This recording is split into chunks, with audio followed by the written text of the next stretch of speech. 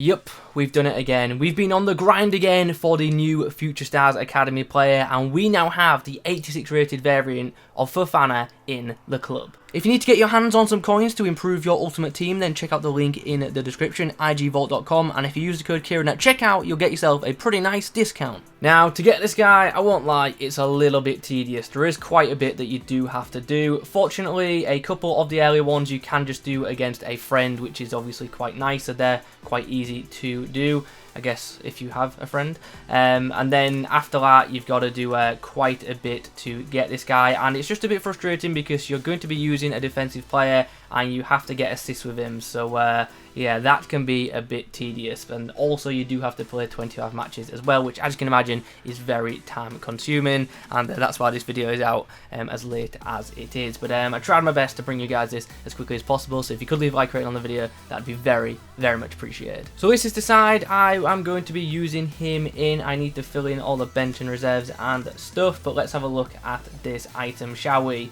6'3", so good height for a centre back, and comes with medium high work rates, which is pretty perfect too. And in terms of in-game stats, he's got pretty solid pace, which is very good. Some very nice physical stats and some pretty solid defensive stats as well. And to be fair, his dribbling also doesn't look too bad for a CB. Now, he's one of them defenders who, if he had 80 pace, I get the feeling there would be a lot more interest in him, just because that's how the FIFA community works. 79 pace is a bit but 80 pace is, you know, a big thumbs up. But nonetheless, I do think this card looks pretty solid, and even if you're not going to use it, I do recommend just completing the objective to get it, just because it's a handy card to have, and obviously along the way you unlock some other cards, and ultimately if you're not going to use them, they'll be great SBC food for the future. So yeah, anyway, let's test this guy out to see if he is worth the grind or not. Okay, so for Wesley's debut, we are actually, ironically, up against a Fofana, but he's only got the 78 rated version. But other than that, it's a ridiculous team, and I'm hoping he's not going to switch to a 3-5-2. Nice from Fofana there, just looking really strong, just knocking him off the ball and then getting us on our merry way up the field. Zana's going to try and break through here, but 1v1 against Fofana, he is absolutely denied. Bamba tries to get past Fofana, who aggressively is out of line, but that's down to me. Makes the block initially, but unfortunately the ball is not bounced favourably for us, but eventually we'll clear the ball, will we? Eventually we will. Bamba is going to try and get around Fofana, who's initially going to make the tackle, but Bamba's actually going to do really well to hold him off. I mean, we've come away with the ball ultimately, but yeah, Bamba did well to hold him off. Good chances. Lozano tries to get him behind, but Fofana's got enough pace to hold him off and the strength to shrug him off. And we come away with possession, and Nick Pope has now just put us into a ridiculous position. Can we take full advantage? No. Oh, you got to win this header. Got to win this header. Oh, thank Pope. The 7-foot Pope. Oh, Fofana to distribute. Goes for the long ball over the top, which Timo Werner actually does get on the end of, but sadly we can't make anything of it. Ooh, Fofana just guides him out there. Nice sliding challenge there from Fofana, and that had to be well timed, otherwise that could have been a red card, or he could have been in.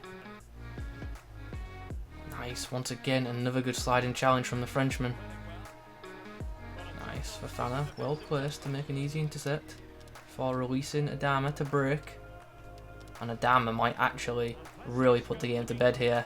His keeper's off his line, he knows it's all or nothing now, and I've put in a terrible cross. Okay, job done. We got the victory. Ultimately, not the most solid defensive performance in terms of goals conceded, but it was a very end-to-end game, and both sides had plenty of attacks, and it sounds crazy, but despite conceding what we did, the defence wasn't that bad. I made a few bad reads, and ultimately it cost me. My opponent's team was much better, and it showed at times, but we got the job done. In the next game, we face this, so it's going to be Gabriel Jesus running at Fofana. Don't like that. Gabriel Jesus just ran straight past Nifanaki, but Fofana was having absolutely none of it, and fortunately won us the ball. And then nicely passes the ball up to what should have been Adama, but he ran away from it and ultimately gave away the ball because of it. That was really strange. Nice Fofana, good disposition there against that very high rated Bruno. Ball's gone over the head there, and we probably would have been beaten for pace, but yeah, we'll call that one a tactical foul, even though it just happened without any knowledge of mine. Oh, don't like that. If Mane gets ahead of him, we're in trouble, and luckily he does not. Fofana showing good strength there, good pace to get his foot in, and to block what would have been an almost certain goal for Mane. Okay, that's how you turn defence into attack, I guess. Is he onside as well? He is. It's an assist too. Okay, well, we were close to bottling this lead, and then out of nothing, we've got some comfort back. Well, there's a full time. Not a bad outing in that game either. Nathan Ake was actually really solid for me, and my opponent's attack was just so quick that we were constantly defending. So yeah, another end-to-end game, but we got the job done. Kinda sums me up. I'm decent at attacking in FIFA, but my defending is not good enough. There's a reason I use players like Varane and Joe Gomez normally. Next game, and a very good opposition. He's got that new SBC Curtis Jones, and he's also got Pedro on the wings as well, who is a winger that I actually quite liked. Firmino whips it in. Chance off. Fofana got there, but met the keeper at the same time. Ball drops to Fofana, who almost gets himself a goal, and Nathan Ake almost himself scores too. Oh, nice. Fofana reaching out his legs to make that intercept there. Big intercept. Fofana, a nice dink into the middle of the park, which Rodrigo does actually get on the end of. And we can maybe form an attack off this if Alan can keep this in. Ball's whipped in, not a bad ball either, and Rodrigo puts it straight to keeper. Okay, so my opponent decided to quit, so yeah, there's that. So the games are done. It's now time to summarise this item, and straight up, I think it's a good centre-back item, but is there anything outstanding about this card? Not really. It'll definitely do a job for people's teams, don't get me wrong, but is this card as good as some of the, you know, more popular like options for both Premier League and French sides? No, I don't believe it is. Like, is this guy as good as Fofana Koundé? Like, nowhere near in my opinion. Is he as good as Varane? No. Is he as good as Joe Gomez? No. So he's not really as good as the, like, quote-unquote, like, meta choice centre-backs, but he's still a very solid centre-back option. So definitely not saying don't get him or anything like that, but just not as good as some of them other players. So they wouldn't be replacing those kind of players for me. But nonetheless, it's good to have a pacey French Premier League centre-back available that isn't super expensive, because obviously prior to this card being released, the only option was pretty much rule breakers Laporte, who is very pricey.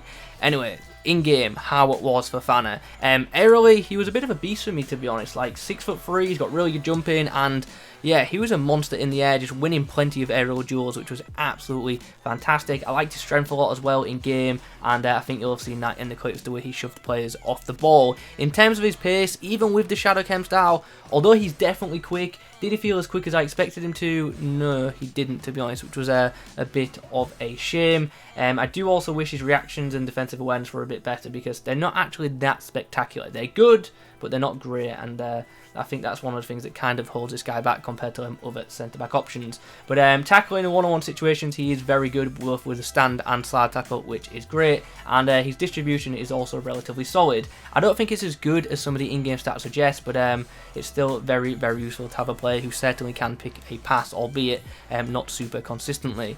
Obviously, we've already touched on the pace, and it's also worth noting the positioning.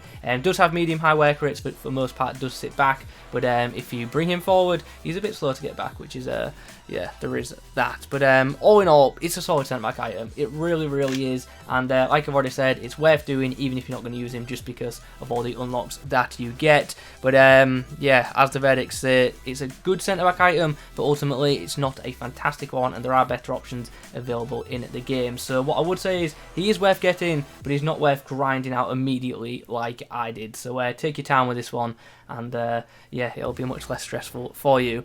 Anyway, hope you enjoyed the video. If you have, drop a like on it, comment below your thoughts, and subscribe if you're new. Thanks for watching. I'll catch you in the next one.